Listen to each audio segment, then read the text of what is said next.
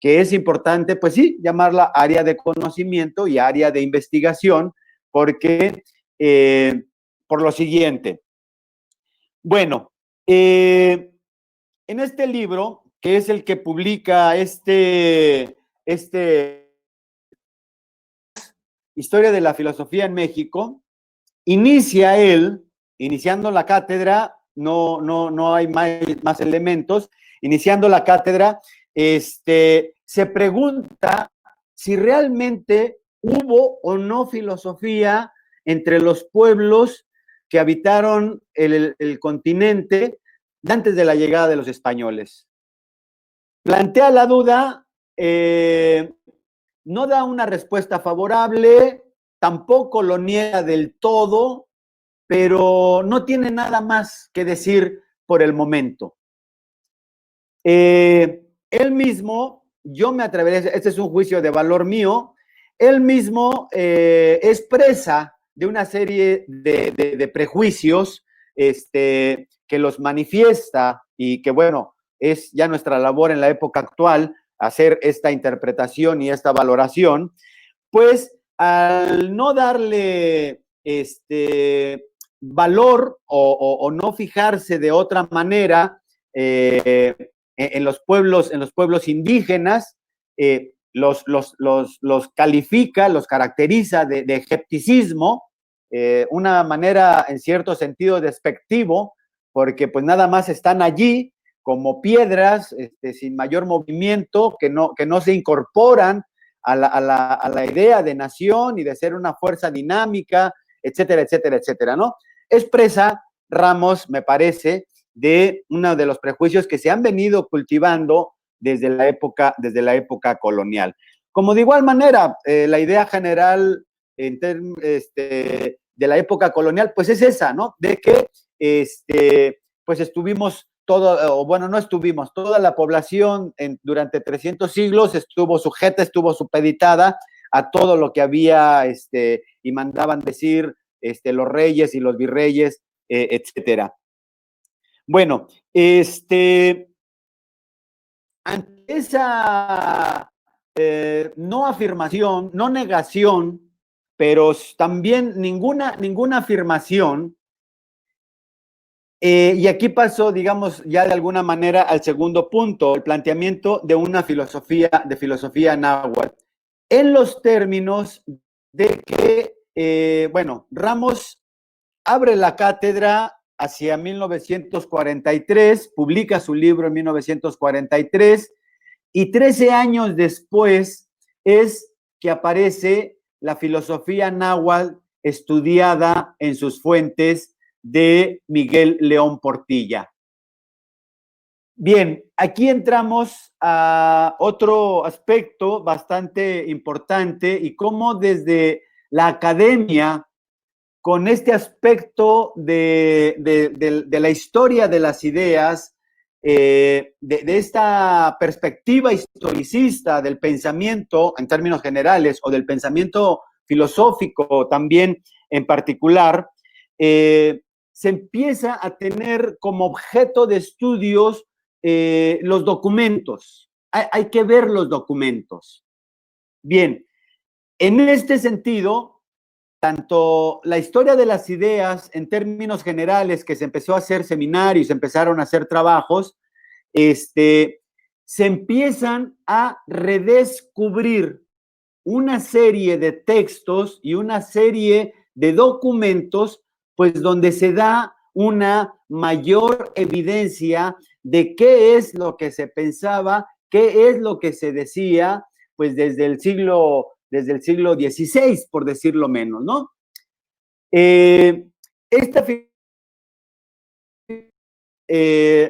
Uno de los documentos, los memoriales o el Códice Matritense o su relación con el Códice Florentino y también su relación con la historia de las cosas de la Nueva España. Ha tenido, desde que nació esta idea de la filosofía náhuatl, ha tenido el pero de que los documentos que se escribieron ya con caracteres latinos, pero en náhuatl, pues ya hay allí una filtración, hay una pérdida de esa nitidez que a veces se busca en este pensamiento esencialista, o por decirle de alguna manera, o buscar la esencia del pensamiento, o la expresión, o como se le pueda llamar. Miguel León Portilla nos da elementos suficientes para, pues sí, también lo hace con cierto cuidado. Hace la afirmación de sí hay una filosofía náhuatl previa a la llegada de los españoles, por supuesto que la hay, aún con todos estos matices que se puedan criticar en el sentido de que el Códice Matritense, los primeros memoriales, ya son documentos con pictogramas y con ideogramas, y también con partes en texto. En ese sentido, hay una razón, digámoslo así, metodológica de estudio, y que describe muy bien mismo León Portilla con Fray Bernardino de Sahagún. Y esto tiene que ver, Fray Bernardino de Sahagún llegó a la Nueva España hacia 1928, es decir, como 7 años después de la caída del México Tenochtitlán. Hacia 1930, casi llegando a los 40, él reúne una serie de personas mayores que tuvieran entre 45 y 50 años y que hayan vivido de alguna manera el tránsito de la conquista, pero que también hayan vivido previo a la conquista y que también de alguna manera hayan estado presentes en los Calmecac. El Códice Matritense, o los primeros memoriales, es a partir de una serie de preguntas que le hace a estos tlamatinimes sabios o personajes que vivieron en esta época.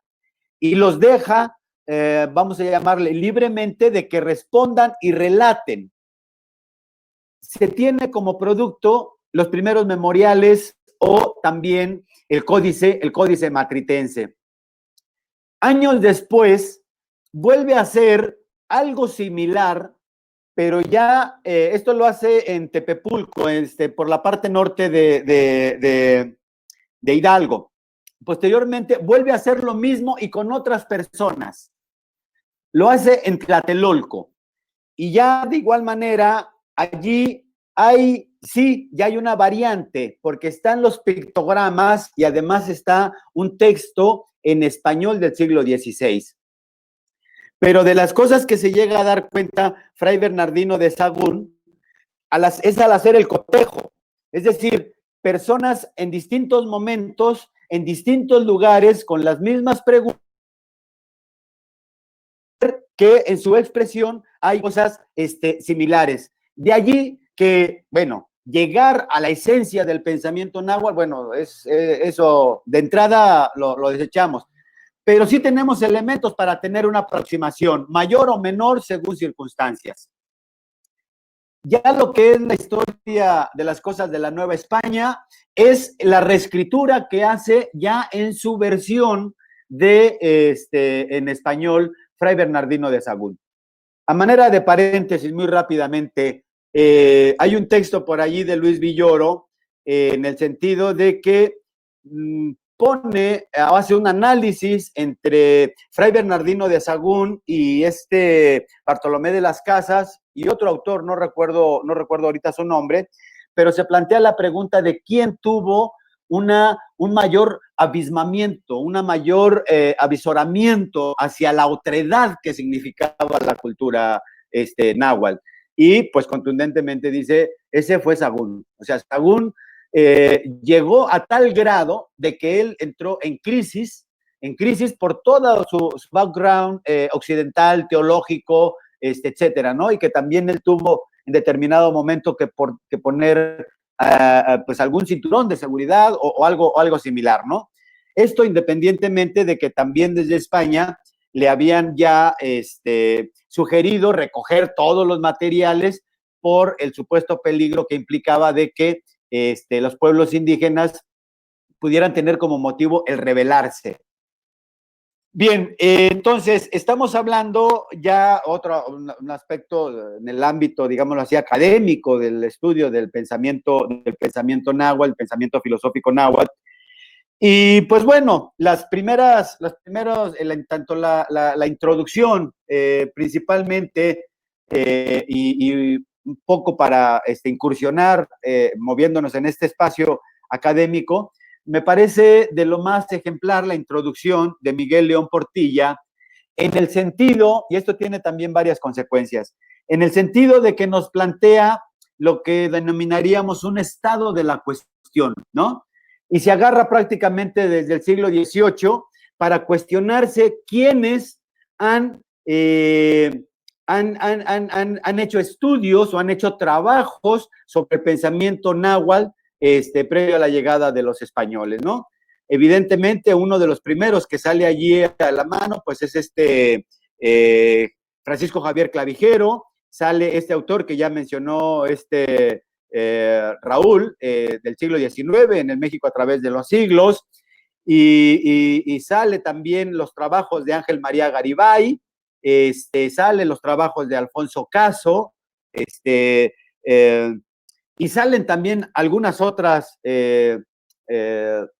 referencias, una en particular, la de Porfirio Parra, un connotado positivista de la época de Porfirio Díaz también, que tiene la idea o tiene la creencia o tiene el prejuicio, pues, muy europeo, de que, pues, antes de la llegada de los españoles, pues, los pueblos náhuatl, aztecas, mexicas o como se le llamaran, pues no había una cultura avanzada porque, pues, no alcanzaban a contar más allá del 20, ¿no? Sería una expresión de Porfirio Parra, reitero, connotado positivista de la época de Porfirio Díaz.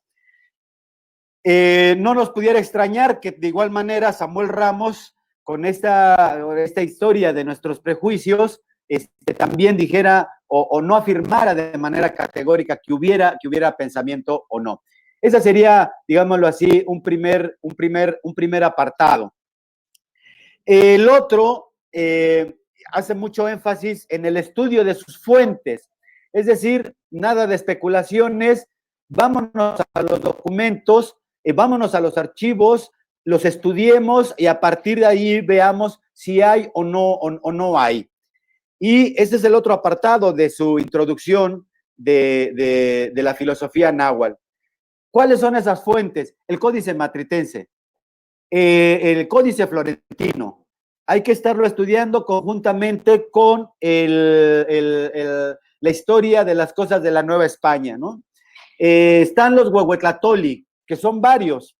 Yo aquí vi nada más, creo, dos con León Portilla, pero poesía náhuatl, en la historia de la literatura náhuatl de Ángel María Garibay, él refiere como otros 4 o 5 más Huehuetlatoli. ¿Qué son los Huehuetlatoli? Son discursos de carácter moral de los pueblos náhuatl. Bien, los cantares mexicanos, una serie de recuperación de cantos, de poemas de distinta naturaleza, por allí un poco, uno en particular, tipo de poemas, son los tipos de carácter teológico, hay otros poemas de carácter metafísico, hay otros que son guerreros, hay otros, y bueno, de distintos tipos que hay recogidos en eso que se denomina cantares mexicanos, y que es un documento de 1580 y tantos, y que, pues bueno, el original todavía permanece en la Biblioteca Nacional, y que en el siglo XX, hasta el siglo XX es que ha habido, bueno, hubo una edición a finales del siglo XIX o principios del XX, no recuerdo quién la hizo, pero posteriormente la hace una Garibay, y hace 4 o 5 años, poquito más, o hace 10 años, León Portilla hace otra edición de los cantares mexicanos, ¿no? Es de allí de donde se extraen algunos de los poemas, por ejemplo, de Nezahualcóyotl. Otra historia de otro documento también de mucha importancia, el Coloquio de los 12 o doctrina cristiana. Sacar los documentos que permanecieron perdidos por mucho tiempo. Se presume que en 1524 se haya dado ese primer encuentro entre los 12 primeros franciscanos que llegaron y algunos clamatinime o algunos líderes o jefes de poblaciones náhuatl.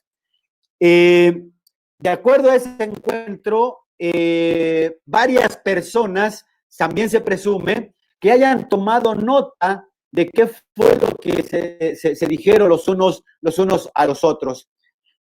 Esos manuscritos redactados, tomados del encuentro en 1524, pues permanecieron sin mayor fortuna, un promedio de 40 años, que en determinado momento también llegaron a las manos de Fray Bernardino de Sahagún.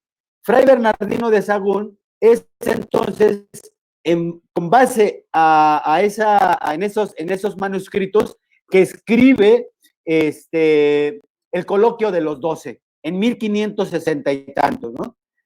Bueno, es uno de los tantos documentos que el rey Felipe II, como los otros manuscritos que también había elaborado Fray Bernardino de Sahagún, se incautan, ¿no? Y desde ese entonces permanecen perdidos, permanecen sin saberse, solamente saben algunas gentes, y no es sino hasta principios del siglo XX, no recuerdo ahorita también el nombre, de un alemán, no sé, ni siquiera diría alemán, de alguien, no recuerdo el nombre, encuentra ese documento, es un manuscrito en náhuatl, y también en español. Pero el documento completo que había escrito Fray Bernardino de Sahagún ya está incompleto. Entonces, estos son otros elementos para hacer el énfasis de una posibilidad del estudio del pensamiento náhuatl, pues tendría que ver una orientación, no la única. Ya Raúl hizo bastante énfasis en todo este carácter o característica de la oralidad, que es lo que ha pervivido, ¿no? Y todavía lo podemos escuchar en los pueblos indígenas que existen actualmente en México y en América, ¿no? La oralidad es lo que ha estado presente, sin descontar la otra parte. Bien, esto en cuanto al planteamiento de una filosofía náhuatl. En lo que toca a nuestro programa, pues se toca lo que es la parte maya, y en primer lugar, y se toca la parte náhuatl en segundo lugar. Para esto, pues nos valemos de los textos y de los estudios, en el caso de pensamiento maya, de Mercedes de la Garza, ¿no? Que ha sido una estudiosa del pensamiento maya ya de bastantes años. Y pues nos hace un resumen y una caracterización del pensamiento maya, no sin antes, pues, especificar que de igual manera las múltiples fuentes que hay para el estudio del pensamiento maya, pues están en primer lugar, pues las estatuas, la arquitectura, que es donde al fin y al cabo hay una parte de la expresión del pensamiento maya. Y ya haciendo el comparativo, bueno, también están los escritos del Popol Vuh y del Rabinal Achí y Chilam Balam, pero que también tienen esta característica de ser una recuperación y una escritura ya con caracteres latinos, ¿no? Bien, hay una característica principal. Antes que hablar con una claridad contundente, con una especificidad del pensamiento filosófico, tanto Mercedes de la Garza como Miguel León Portilla también tienen a veces el cuidado de hablar un pensamiento religioso-filosófico. Y me parece apropiada esa expresión en los términos que lo religioso y lo filosófico pues siempre va muy relacionado en términos, digámoslo así, muy generales. Otra cuestión que no podemos pasar por alto, pues tiene que ver con esta cuestión de la historicidad o de la historia de los 2000 años, poco más del 2000 años de la civilización en esta área. Otro paréntesis por allí, en alguna reformulación de mi programa de la materia, pues hay que ir metiendo algo ya del pensamiento mixteco-zapoteca, porque en términos muy generales, para verlo en 3 o 4 clases, pues tendremos que hablar de las máximas, vamos a llamarle así, las máximas expresiones, cuando sabemos que las familias de lenguas pues son muchas y los troncos también ya son varios, pero sí los 3 principales, los de mayor presencia, pues serían los mayas, los nahuas y el mixteco zapoteca, ¿no? Pero bueno, sí ya lo veremos posteriormente. Que bueno, Raúl ya nos ha hablado allí esta idea, tanto desde Fray Bartolomé hasta la época actual, ¿no? De configurar un área no solamente geográfica, sino también pues cultural, espiritual, por llamarle también de alguna manera. Y tan es así que en los comparativos, además de que se hable de un pensamiento religioso, filosófico, hay esta cuestión del principio de la dualidad. O sea, esta es una característica muy específica de los pueblos mesoamericanos y yo me atrevería a decir que no solamente de los mesoamericanos, sino también de la civilización incaica, ¿no? El principio de la dualidad y que se expresa y que se externa y que se ejemplifica en distintas dimensiones, desde una cuestión religiosa, teológica, Ometeotl, es el dios de la dualidad, y siempre estarse refiriendo a los dioses en lo que nosotros pudiéramos traducir como masculino y femenino.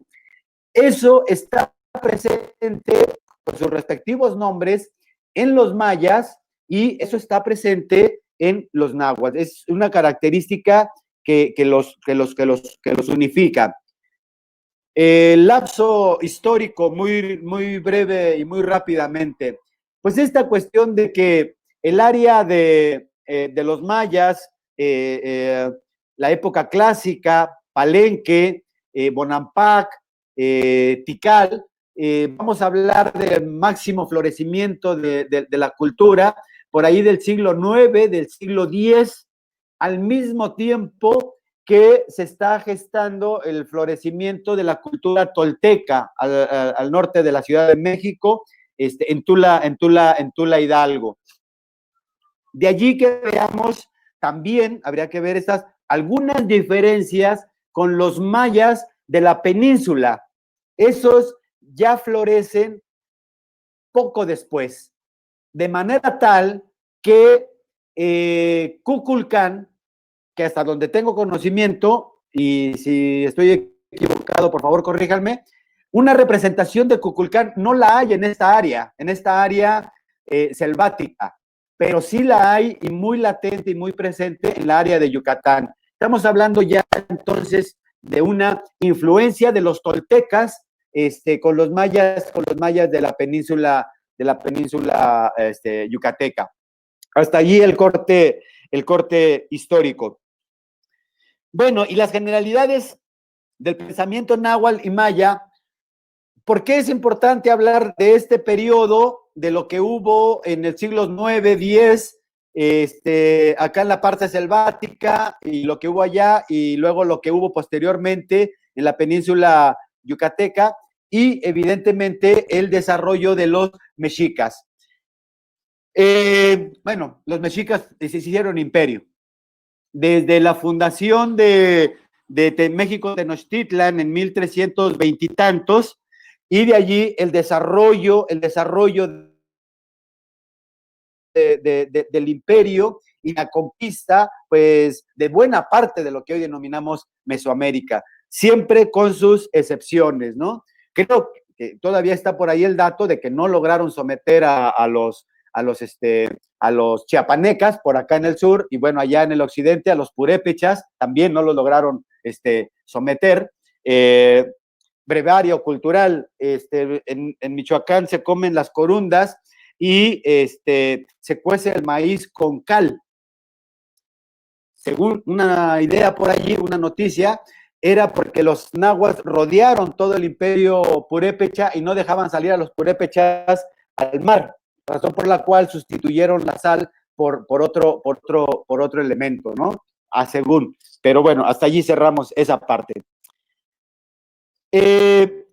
Lo que sí quiero resaltar, y ya con esto voy terminando, dentro de estas generalidades y dentro de la revisión de estos documentos, que es esta vía, vamos a llamarle así, de los estudios académicos, con toda esta riqueza que nos acaba de compartir este Raúl, un poco asomarse más allá de la academia, de lo que está latiendo a flor de piel en la cotidianidad, en los pueblos o en la misma ciudad también, ¿no? Es esta cuestión. Y yo aquí es donde haría un planteamiento de que había un pensamiento filosófico en desarrollo, bajo estas características. No quiero hacer una distinción en términos de negar algo, ¿no? Sino hay una serie de criterios por allí. En nuestras revisiones de la cultura maya y esta relación filosófico-religioso, podemos ver ideas generales, ideas que tienen que ver con los dioses, que tienen que ver con el cosmos, un desarrollo de la ciencia astronómica también muy importante, pero estamos hablando de ideas generales. En caso de que hablemos de un pensamiento mítico religioso, en los términos de que es un conjunto de enunciados, un conjunto de creencias sin autor y que van permeando de generación en generación, se van dando entre generación y generación. Si eso podemos denominar un pensamiento mítico religioso, sin, vamos a llamarle así, sin contradicciones, podemos llamar al pensamiento filosófico como un pensamiento, vamos a llamarle también, disruptivo. Es decir, ya no es un conjunto de enunciados y ya no es un conjunto de creencias que están en el pueblo y se van sucediendo de generaciones a generaciones. En los náhuatls del siglo XV ya es posible identificar al menos dos cosmovisiones, cosa que no tenemos elementos hasta ahorita, ni tenemos personajes históricos con los estudios del pensamiento maya. Bueno, creo que sí hay por ahí ya algunas indagaciones para identificar algunos personajes históricos. Palcal sería uno de ellos en particular. Pero en el caso tiene que ver, pues, la lejanía histórica, en parte, estamos hablando del siglo IX, siglo X, y acá estamos hablando de que acababa de pasar apenas unas décadas antes de que llegaran los españoles. Uno de los elementos que se estudia junto con, y que ya hay un pensamiento distinto, esta cuestión de la que se denomina visión huichilopostleca de los mexicas, y que tiene que ver una relación con las guerras floridas, la instauración de un numen en particular que vendría a ser Huitzilopochtli. Esa es una parte de la versión de la cosmovisión náhuatl. Pero había otra cosmovisión, y es la cosmovisión al mismo tiempo, y nada más allí saliendo de México Tenochtitlán. En Texcoco estaba Nezahualcóyotl con una visión artístico, cultural o espiritual del mundo y del universo. denominado también Toltecayotl. Esto como herencia de los saberes de los toltecas. Entonces, estas dos visiones en conjunto y promovidas de alguna manera con dos personajes históricos identificados, dirían en su misma expresión, de la expresión con rostro y corazón,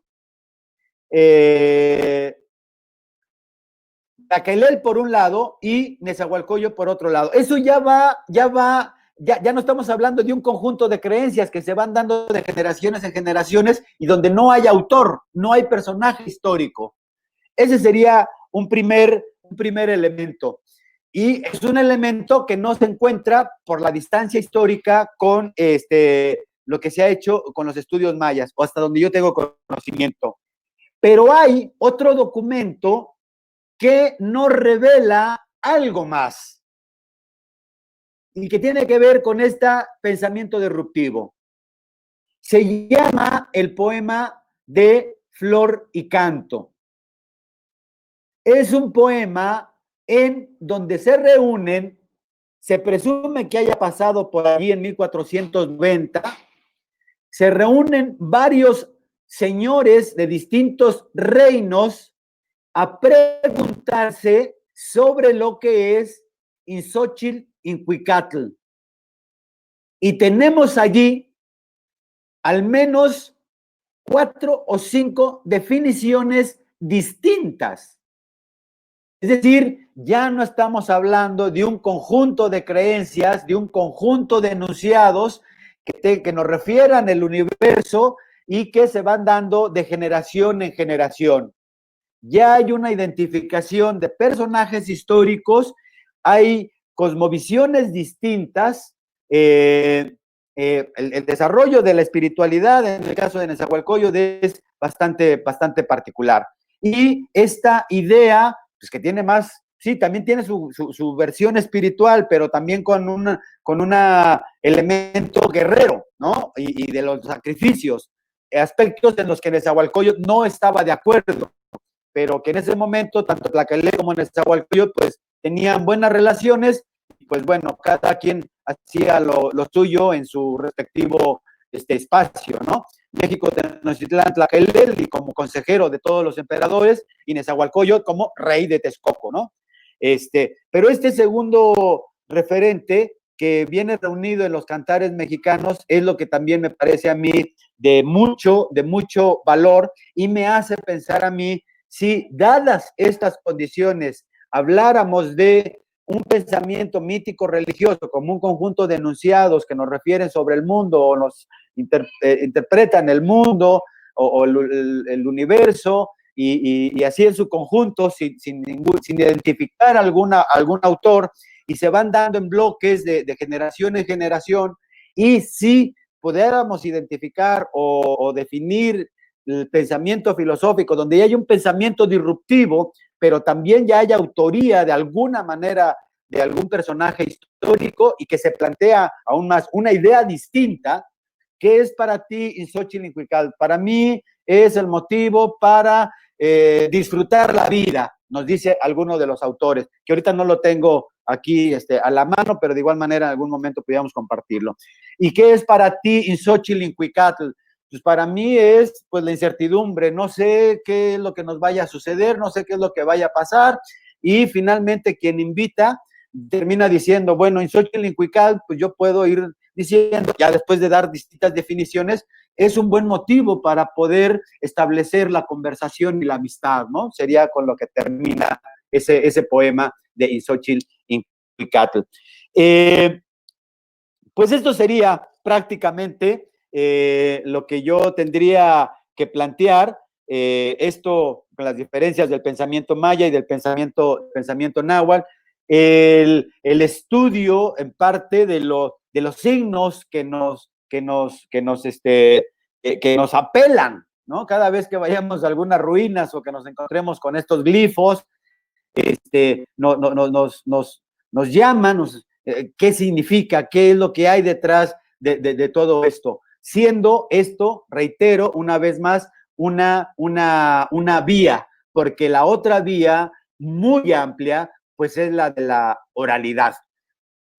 Ya para ir cerrando, y lo que tiene que ver aquí en el contexto de los pueblos mayenses y de los otros pueblos que chiapanecas, etcétera, no recuerdo también ahorita el nombre, pero sí me acabo de enterar de que fue hacia el 1600, y no recuerdo el nombre, de que un clérigo de Guatemala fue el encargado de haber quemado una serie amplia de documentos aquí en la región de Chiapas. Y de allí se explique un poco la preeminencia de la oralidad, incluso la oralidad ya incluso como un elemento de resistencia en distintos momentos de los últimos 500 años. Entonces, pues yo de igual manera que Raúl, por otra vía, también afirmaría la existencia, no solamente en el pasado, que eso sería el pasado en particular, de un pensamiento filosófico de los pueblos mesoamericanos, ahora también empezándose a llamar como pueblos originarios. Y bueno, me faltaba todavía un último elemento. Esta cuestión, a propósito de que había empezado con las cuestiones de la historia, es de si había o no una conciencia histórica en los pueblos náhuatl del siglo XV. Bueno, León Portilla nos da suficientes elementos para decir que sí había una conciencia histórica. En primer lugar, sería cuestión de seguirle por allí los manuscritos de 1558 que nos habla de la leyenda de los 4 soles y de lo que era Teotihuacán. Teotihuacán floreció a principios de la era cristiana. Y lo que se va recogiendo a través de los toltecas hacia el siglo 9-10 y lo que instauran finalmente, lo que se instaura hacia el siglo XV.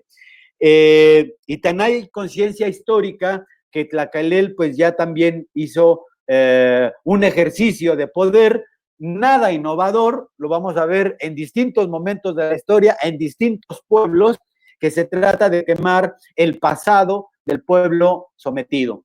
Eso, hasta donde se tiene documentado, lo hizo Tlacalel para instaurar la visión huichilopostleca, la cosmovisión guerrera de los mexicas en particular, de los aztecas en particular, mientras que otros pueblos, pues, más o menos recogían la tradición de los toltecayotl. Pues bueno, eso sería lo que tendría yo que decir y complementar con respecto a lo que también ya había expuesto mi tocayo Raúl. Pues muchísimas gracias y creo que pasamos por allí a darle la palabra una vez a Manoa para que vaya coordinando allí preguntas, comentarios o lo que vaya surgiendo, ¿no? Preguntas entre Raúl y yo, los que quieran participar. Muchas gracias. Muy bien, gracias. Le cedo la palabra entonces a Manoa. Manoa es el que va a hacer este cierre para pasar después al conversatorio propiamente. Manoa.